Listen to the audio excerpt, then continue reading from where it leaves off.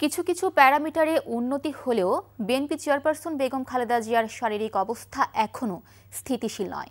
এ কারণে উন্নত চিকিৎসার জন্য লন্ডনে নেওয়ার বিষয়ে কোনো সিদ্ধান্তে আসতে পারেনি মেডিকেল বোর্ড।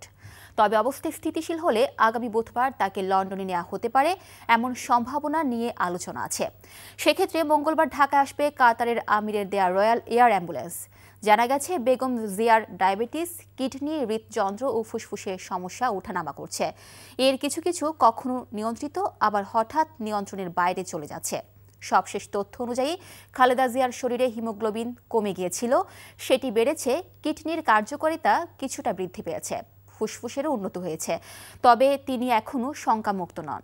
সব প্রস্তুতি থাকা সত্ত্বেও বিমান যাত্রার জন্য শারীরিকভাবে সক্ষম না হওয়ায় খালেদা জিয়ার লন্ডন যাত্রা বিলম্বিত হচ্ছে। খালেদা জিয়ার স্বাস্থ্যের সর্বশেষ খবর জানাতে রাজধানীর এভারকেয়ার হাসপাতালের সামনে থেকে আমাদের সাথে যুক্ত হচ্ছেন সহকর্মী আরাফাত ইসলাম। আরাফাত, খালেদা জিয়ার স্বাস্থ্য নিয়ে চিকিৎসকরা কি বলছেন, এই বিষয়ে নতুন কোনো তথ্য আপনার কাছে আছে কিনা, এবং সেই সাথে হাসপাতালের সামনে দলীয় নেতাকর্মীদের ভিড় কেমন দেখতে পাচ্ছেন?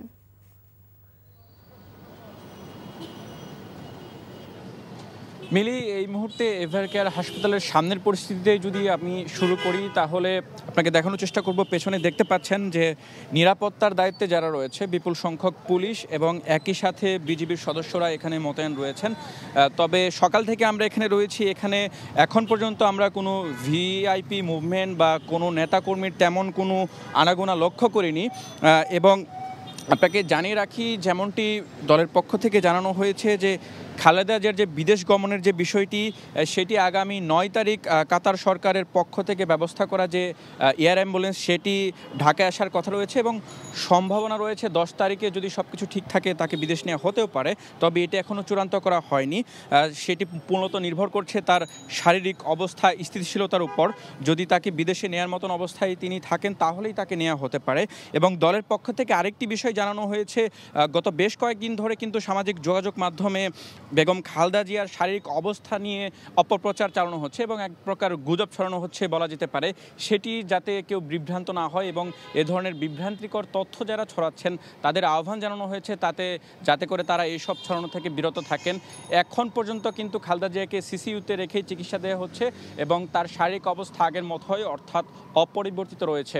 যেহেতু বিদেশ গমনের ক্ষেত্রে 12 থেকে 14 ঘন্টার একটি ভ্রমণ ক্লান্তি রয়েছে, সেটিকে চিন্তা করেই কিন্তু চিকিৎসকরা বুঝে শুনে সিদ্ধান্ত নেবেন এবং সেটির সিদ্ধান্ত জানানো হলে আমরা আপনাকে পরবর্তী বুলেটিনে হয়তো জানাতে পারবো। এখন পর্যন্ত এই ছিল আমার কাছে এভারকেয়ারের সামনে থেকে সবশেষ আপডেট। মিলি, দর্শক, আমরা জানছিলাম খালেদা জিয়ার স্বাস্থ্যের খবর।